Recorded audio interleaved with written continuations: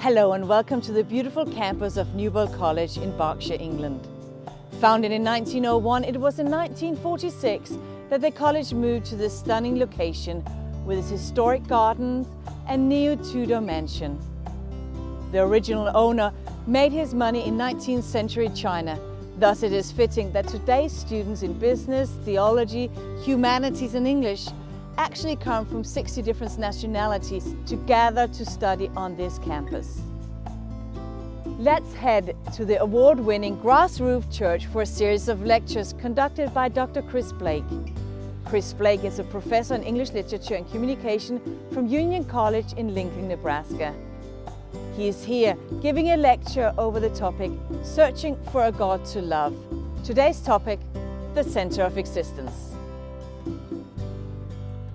I'm going to be doing some activities on occasion, and we're going to start with one. I do teach college, I teach communication, I like active learning.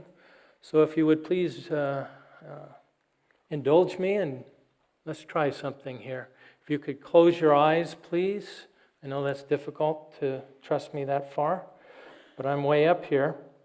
Close your eyes and put one hand on top of your head with your eyes closed and point to north. Point to north. Don't open your eyes, just point to north with that hand on top of your head. Point to north. Some of you are looking around. I see you. Keep those eyes closed. Point to north. Now, without changing where you're pointing, just open your eyes and look around. Without changing where you're pointing. You see that? These are my favorites right next to each other. I like that one. Except for this one. This is my all-time favorite. You do not want to go with that person if they're a pilot. We're headed north. Whoa. I brought something I think will help us out. It's a compass. North. And according to this compass, wow, look at that. This compass is kind of wild. It's going all over the place. I should have oh yeah, there you go. Boom. There's north. Okay. North. All right? Some of you are saying, oh yeah. You just reached the pinnacle of knowledge, right? But here's the thing. When we were pointing all over and you saw the hands going all over, that is what is called public opinion. Modern society. Polling. This is what's called education. This is education. We tend to trust this for some reason, even though it's pointing to something you have really never seen. It's thousands of miles away. How does this work, really? The whole magnetic fields and this little thing here somehow gives us direction.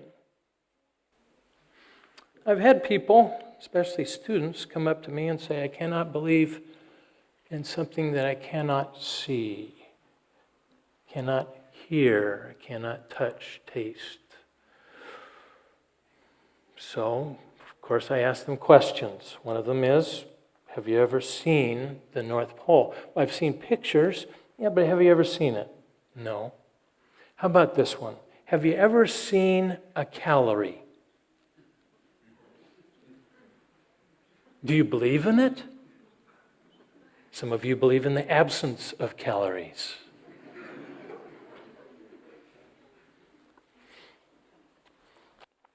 Blaise Pascal wrote, Jesus is the center of all, the object of all. Whoever does not know him knows nothing aright, either of the world or of himself. Now, the Apostle John put it differently. If you have your Bibles, good thing to turn to it. If you don't, that's all right. I'm going to read it for you. Gospel of John, chapter 1. In the beginning was the Word. And the Word was with God, and the Word was God. He was in the beginning with God. All things were made through him. Without him was not anything made that was made. In him was life, and the life was the light of humanity. The light shines in the darkness, and the darkness has not overcome it. Verse 9, the true light that enlightens every person was coming into the world. He was in the world, and the world was made through him, yet the world knew him not. He came to his own home, and his own people received him not. But to all who received him, who believed in his name, he gave power to become children of God. Children of God. No grandchildren, by the way, only children. Who were born not of blood, nor of the will of the flesh, nor of the will of humanity, but of God. And this word became flesh and dwelt among us, full of grace and truth.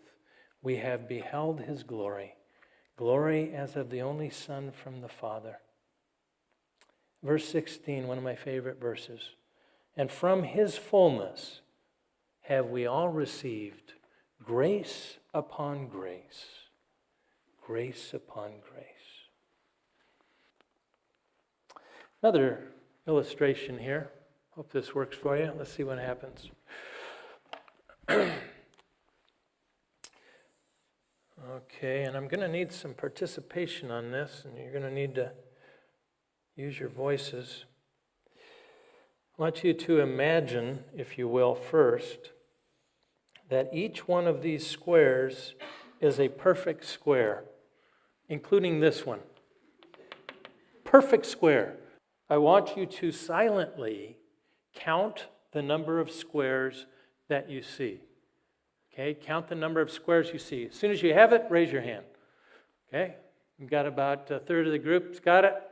Okay, keep that hand up so I know when we're going to stop. Okay, all right, we're at a half. We're moving up, moving up. Some of you are saying, no, I'm not going to do this. I will not demean myself by raising my hand.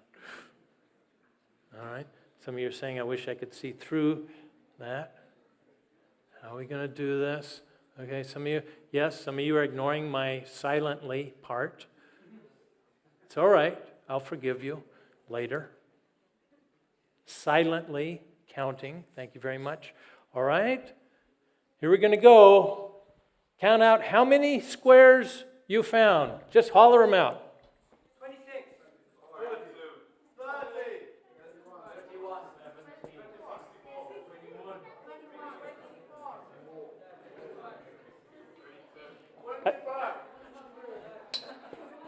Okay, I'll stop right here. Now, this is a fairly simple exercise. Let me count them with you. Can you see? All right, let me see. 16, 17, 18, 19, 20, 21, 22, 23, 24, 25, 26, 27, 28, 29, 30. Now, those of you who got 32 and 31 and 64 are able to see into another dimension. This is a good thing. We call this imagination. It's a good dimension, imagination, as long as it's not another dementia. Some of you stopped at 16. Now, I have a question for you. Were the people who stopped at 16 wrong? No. There's 16 squares here, right? And 17, and, we go on. Why did they say 16? Because they were right, and so they stopped looking. We call these people 16 square people. There's another thing we call them. Seventh-day Adventists. Because if we know we're right, we stop looking.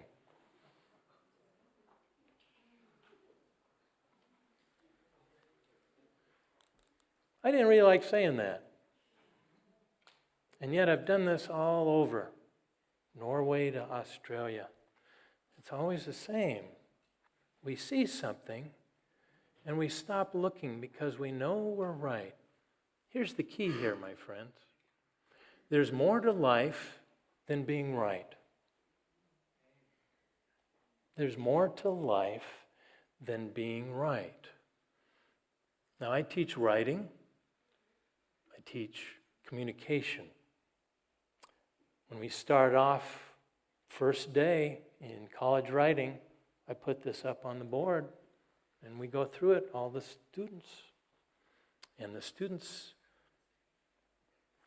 basically have these answers. I don't think I've heard of 64 for a while, but anyway, a chessboard. I then say, now we're going to turn this to life. A tree. What is another name for a tree? A noun. I'm going to throw this out to you. What's another name for a tree that's a noun? A tree is it's a plant. Okay, what else? Structure, sculpture. It's an organism. Life. Is a tree an umbrella? Is a tree a nursery? Is a tree a playhouse? Is a tree lungs? The lungs of the earth. You understand what's happening here? An artist is someone who looks a little further. And as believers, as followers of God, God says, look a little further. Don't stop with just being right. Be more than a 16-square person. Now, in the next few nights and a few days, I'm going to encourage you to be more than a 16-square person. But fortunately, it's not just me doing the encouraging. Jesus did the same there in John 5. John 5, verse 39. I like to go to the primary source document when I can.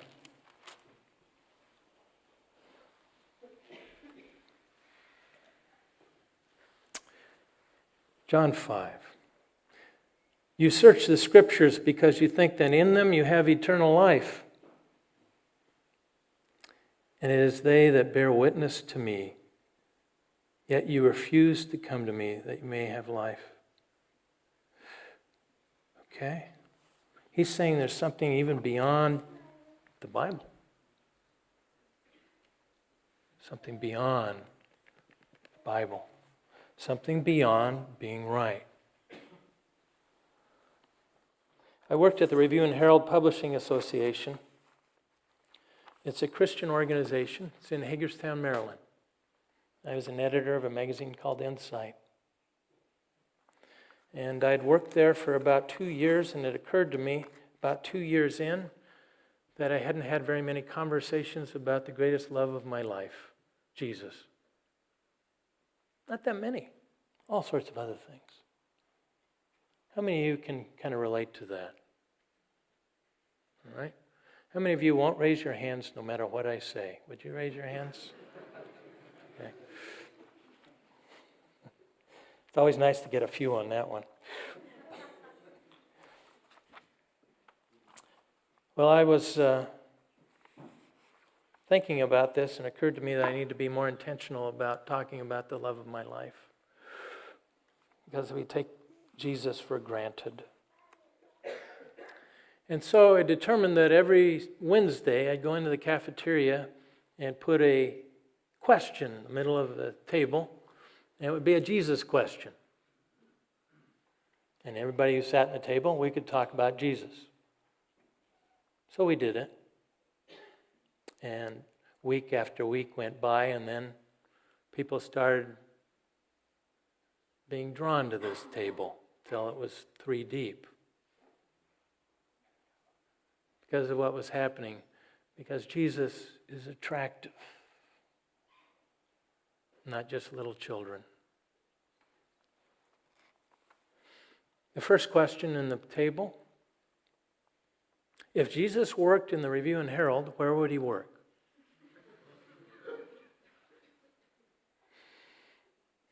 Then we figured it out. He would work in what we call plant services, custodial. That's where the carpenter works. And it got quiet. Because once again, we were face to face with the humility of this Jesus, the servant of all. The second week, it was, why isn't the second shortest verse in the Bible, Jesus laughed? That would make things a lot easier. We have Jesus wept, but not Jesus laughed. And so we discussed this. Why not Jesus laughed? Why isn't it in there? Well, here are some things that came out as we discussed. There are a lot of things that aren't in the Bible about Jesus. You don't have Jesus coughed, Jesus blinked, Jesus cut his fingernails. You don't have those. They happened, but they weren't noteworthy. So they aren't written down. Jesus wept. It was especially noteworthy.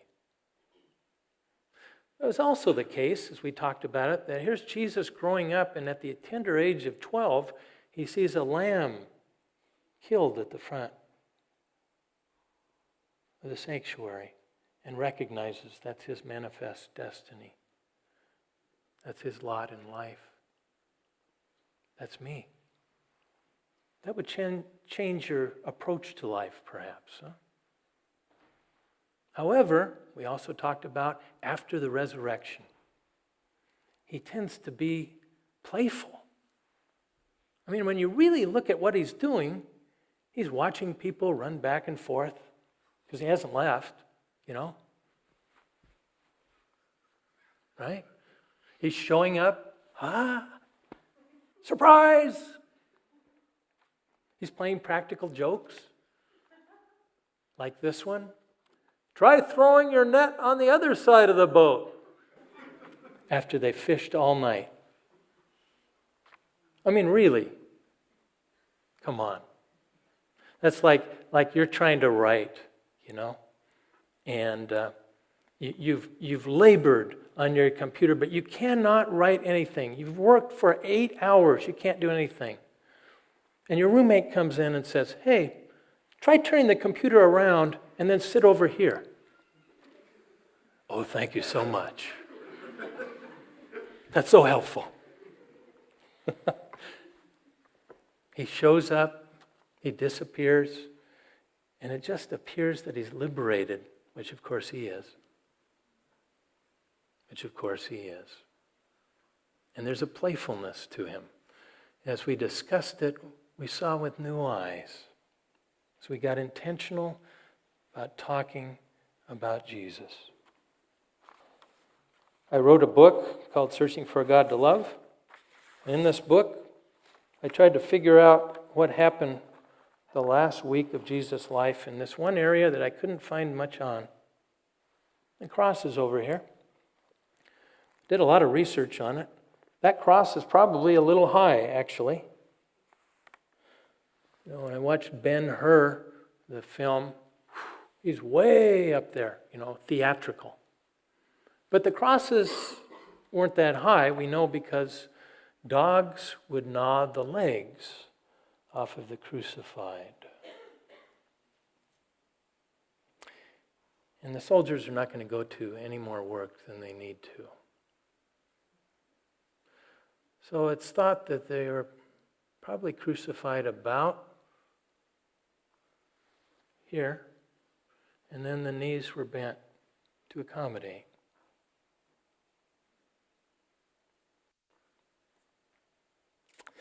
Well, what I look for in this one chapter, writing about the last week of Jesus, was how Jesus was taken off the cross.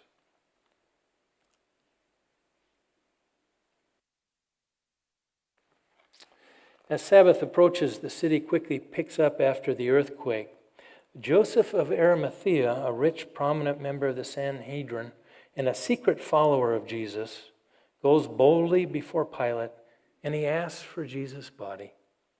Pilate is shocked to hear the prisoner is dead before his legs were broken, and summons a centurion to verify the report. "He's dead already?" Pilate asks. The centurion looks stricken. "Yes," he replies, "it's true." Pilate studies the soldier. The centurion has never reacted like this before. Pilate orders that the body be given to Joseph. On the way back to Golgotha, Joseph buys some linen cloths and meets up with Nicodemus, whose servants carry about 75 pounds of costly spices for the embalming. 75 pounds. Have you ever carried 75 pounds? No one in Jerusalem could be shown more respect. By the time the two arrived, the disciples have left the crucifixion scene. They couldn't watch anymore. John alone stands with Jesus' mother, Mary Magdalene, and other women who still care for their lifeless master. None of Jesus' relatives is in a position to claim his body for burial, for they are all Galileans and own no tombs in Jerusalem. They are astonished to see the two respected leaders, a Sadducee and a Pharisee, ministering to Jesus. Joseph tells them that he has a newly hewn tomb nearby, carved out of rock for him and his family, and that the body will be laid there. He is family. And one thing to keep in mind is the whole circular nature of God, how God works things out. That Jesus likely, historians think, was born in a cave. The manger was a shelf hewn out of rock, likely, and then was laid there after his death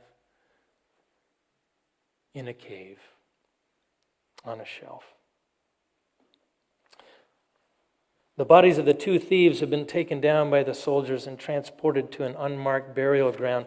Joseph unrolls the linen shroud and spreads it on the ground, while Nicodemus props the ladder against the spine of the cross. John supports the master's mother, fragile in her grief. Nicodemus climbs, iron claw in hand. How does he get the spikes out? I wondered.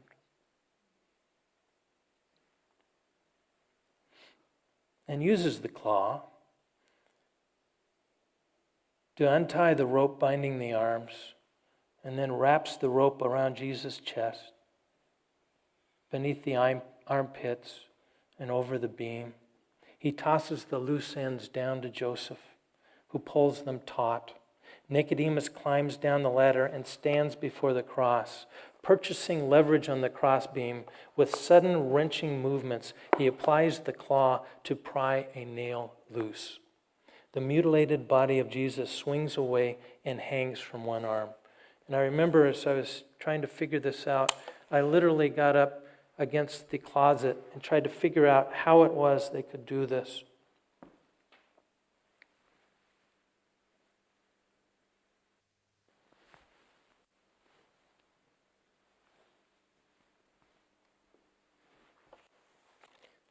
Another abrupt pull on the other side, and the body slumps against the rope, supported by Joseph. It is gruesome work. The eyes are vacant, sightless. Nicodemus kneels under a curtain of hair matted with blood and frees the feet. The legs drop, and Nicodemus braces them with his left arm. John moves to help him. "All right," Nicodemus says at last, "lower him." As Joseph inches forward, the body descends. John cradles the torso, its arms flopping about his shoulders. The two men carry the corpse awkwardly to the shroud and lay him down. They fold the unhinged arms across his chest. The skin is cold as clay. His thickening blood is rigid in the extremities. The swoon theory, of course, friends, is a lie. You know when someone is dead. Some of the women help wash as much of the blood off the body as possible. Weeping in sympathy, they scrape wet cloths over his torn and crusted frame, temples, chest, arms, side, feet, back, and distribute Nicodemus' spices among the linens, while assuring one another through tears that yes, they will do even more for him after Sabbath. Joseph ties a strip of linen around the beaten head, closing the mouth and lightly covering the eyes. The remainder of the face is left unwrapped for identification purposes. With the body bound and tucked for transfer to the nearby crypt, the three men hoist and carry the corpse, shuffling with the weight. Nicodemus and John bear on their robes the smeared blood of Jesus. Joseph, carrying the legs, crouches and enters the low tomb backwards. They place the body gently on a stone shelf and straighten the limbs. After the men exit, the women come in. The room smells of death. While the other women tenderly console and embrace her, his mother gazes at her child with inexpressible grief. Is this his end? If only he hadn't come to Jerusalem. Outside, a large millstone rests in an inclined groove by the entrance. Once the women are out, Joseph rolls the stone downhill until it rocks into a notch to cover the opening. Rolling the stone away will require pushing it out of the notch uphill. Not an easy task. John readies to take his mother home, but first stops to communicate something to Joseph and Nicodemus. "Thank you," he says. The two avert their eyes and nod. They will be with John much more in the future. For now, they have done what they can. After the others have left, Mary Magdalene and another Mary, the mother of Joseph, sit down and stare numbly at the stone. Eventually, they also get up in the gathering dusk and walk despondently to their homes, leaving the Master behind in the silent tomb. Did it really happen? Did it really happen? When you look at the cross, where the vertical meets the horizontal, when you look at time, at history, where BC meets AD, where the eternal I Am meets you, what will you do with Jesus? The themes and topics explored in this series are from Chris Blake's book, Searching for a God to Love. For more information on how to get your copy, please visit searchingforagodtolove.org.uk.